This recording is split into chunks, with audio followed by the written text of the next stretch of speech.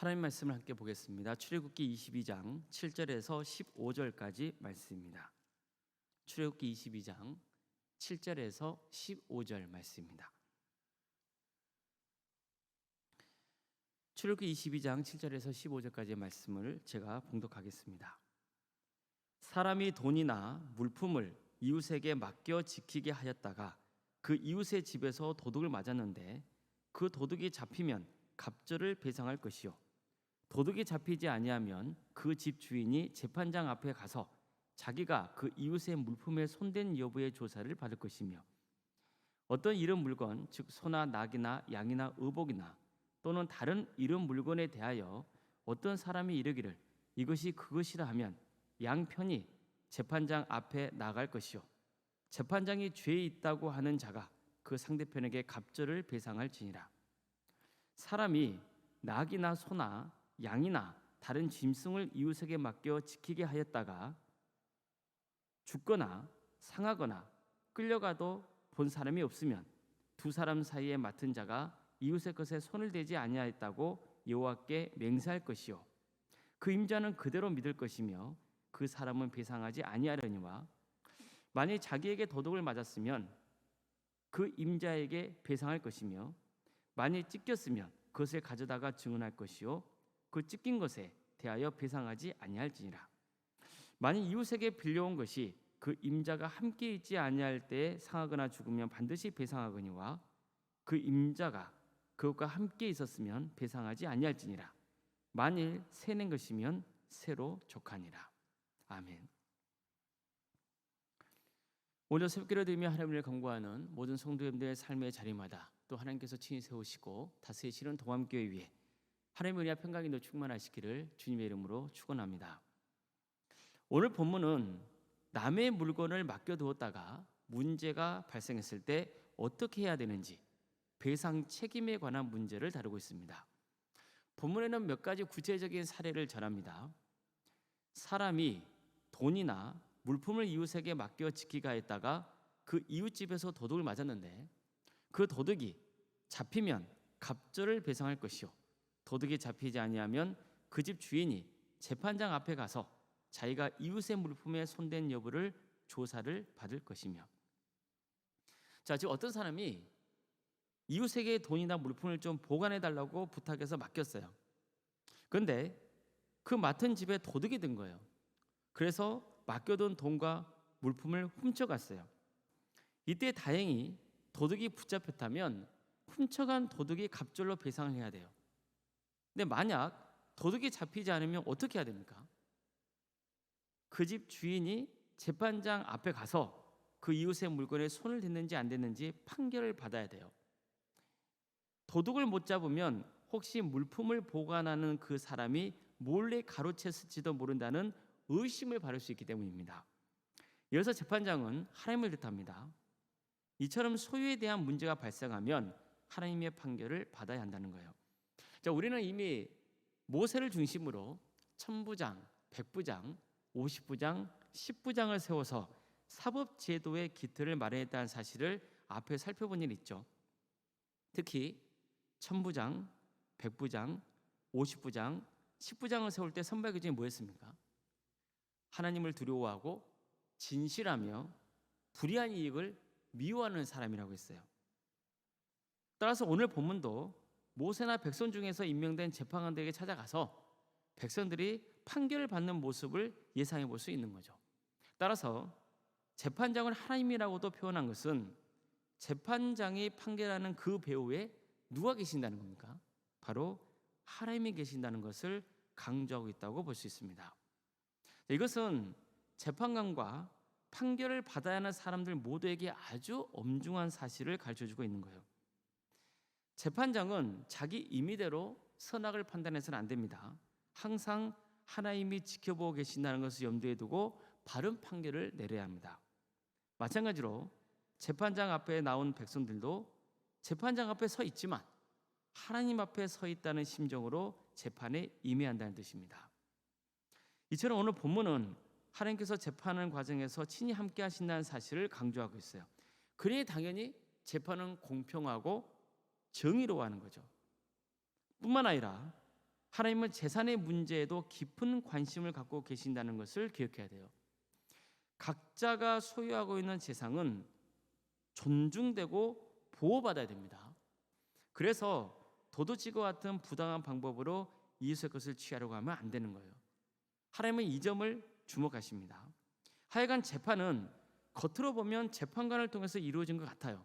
그러나 그 배후에는 하나님이 계신다는 것을 오늘 본문은 강조하고 있습니다.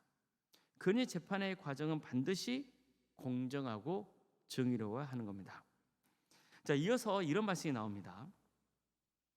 자, 어떤 이런 물건, 즉 소나 낙이나 양이나 의복이나 또 다른 이런 물건에 대하여 어떤 사람이 이르기를 이것이 그것이라 하면 양편이 재판장 앞에 나갈 것이요 재판장이 죄 있다고 하는 자가 그 상대편에게 갑절을 배상할지니라. 한마디로 서로 내 것이라고 주장하는 일이 발생할 경우 재판장 앞에 가서 판결을 받아야 되고 유죄 판결을 받은 사람은 그 상대방에게 갑절로 물어줘야 한다는 거예요. 또 맡긴 것이 가축인 경우에 대해서는 말씀합니다. 어떤 사람이 가축을 지켜달라고 맡겼어요.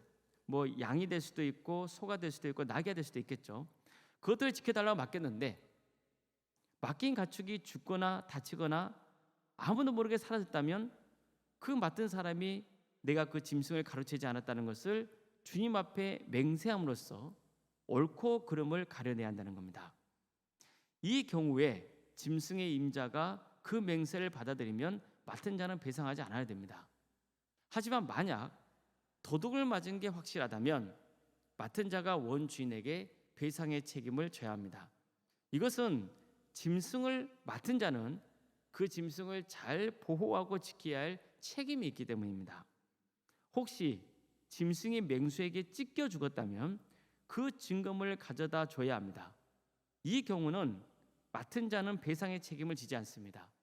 이것은 어쩔 수 없는 일, 즉 가축을 보호하고 지켜야 할 책임을 넘어서는 일로 보았기 때문입니다.